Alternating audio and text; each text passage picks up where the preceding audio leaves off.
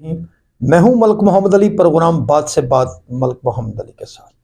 قومی اسمبلی کے اندر حکومت اور اپوزیشن بینچوں کی طرف سے قائمہ کمیٹیوں کے متعلق بڑے سارے امور طے پانے کو ہیں، اور اس حوالے سے یہ فیصلے کیے جا رہے ہیں کہ کس جماعت کو کون کون سی قائمہ کمیٹی کی چیئرمین شپ دی جائے گی۔ اس وقت کے بارے میں آج کے ہم پروگرام میں بات کریں گے۔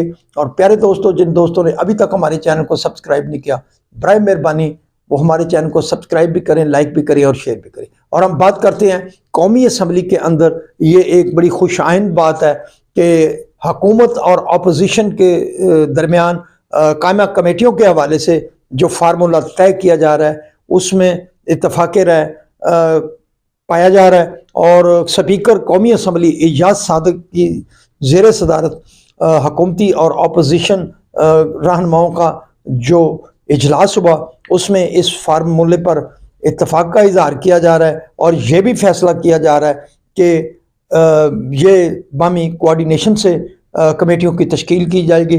آج کے اس پروگرام میں ہم اس کی تفصیل سے آپ کو آگاہ کریں گے۔ اور پیارے دوستوں، جن دوستوں نے ابھی تک ہمارے چینل کو سبسکرائب نہیں کیا، برائے مہربانی وہ ہمارے چینل کو سبسکرائب بھی کریں، لائک بھی کریں اور شیئر بھی کریں۔ اور اب بات کر رہے ہیں قومی اسمبلی کے اندر قائمہ کمیٹیوں کی چیئرمین شپس کے متعلق حکومت اور اپوزیشن کے درمیان فارمولہ تقریباً طے پا گیا۔ اس فارمولے کی روشنی میں حکومتی جماعت جو ہے مسلم لیگ نون، اس کو 13 کمیٹیوں کی چیئرمین شپ حاصل ہوگی، جبکہ پیپلز پارٹی کو 8، تحریک انصاف یعنی کہ سنی اتحاد کونسل کو 8، استحکام پاکستان پارٹی کو 1 کمیٹی کی چیئرمین شپ، اور جو دیگر جماعتیں ہیں اس فارمولے کے تحت ان کو بھی وہاں یہ نمائندگی دی جائے گی۔ سپیکر قومی اسمبلی کی صدارت میں ہونے والے اجلاس میں تحریک انصاف سنی اتحاد کونسل کی طرف سے جو ہیں زین قریشی اور نے شرکت کی اجلاس میں۔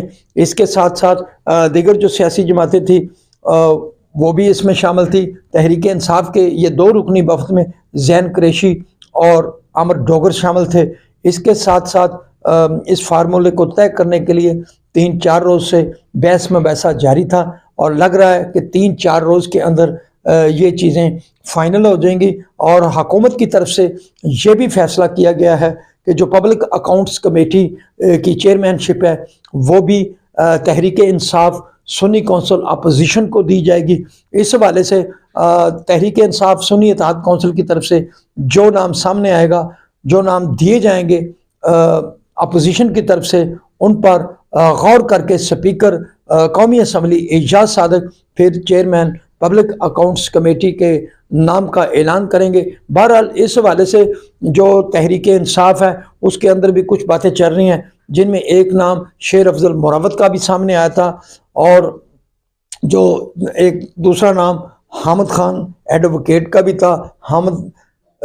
ان ناموں پر تحریک انصاف غور کر رہی ہے۔ بہرحال 1-2 دن میں واضح ہو جائے گا کہ تحریک انصاف فائنل نام کون سا دیتی ہے، جو اس حوالے سے سپیکر کے پاس نام جائے گا اور وہ اسے اناؤنس کریں گے۔ اور ایک بات ہم اور کرتے جائیں کہ سعودی عرب کے متعلق شیر افضل مروت نے جو بیان دیا تھا اس پر بانی تحریک انصاف نے بڑی ساری ناراضگی کا اظہار کیا، اور انہوں نے جو ان کے ساتھ ملاقات کی ہے رہنماؤں نے، عمر ایوب وغیرہ نے، تو انہیں ہدایت کی ہے کہ شیر افضل مروت سے اس متعلق بات کی جائے، اور انہیں کہا جائے کہ آئندہ سے وہ اپنا رویہ محتاط رکھے۔ سعودی عرب کے ساتھ پاکستان کے یا ان کے بہت اچھے تعلقات ہیں، اور ایسی سٹیٹمنٹس سامنے نہیں آنی چاہیے۔ سعودی عرب برادر اسلامی ملک ہے۔ بہرحال جو قائمہ کمیٹیوں کے حوالے سے حکومت اور اپوزیشن کے جو معاملات ہیں وہ تقریباً طے ہو چکے ہیں، اور 1-2 دن میں یہ قائمہ کمیٹیوں کی چیئرمین شپس اور پبلک اکاؤنٹس کمیٹی کا جو عہدہ ہے وہ فائنل ہو جائے گا۔ سلام پاکستان، سلام اوورسیز، اللہ حافظ۔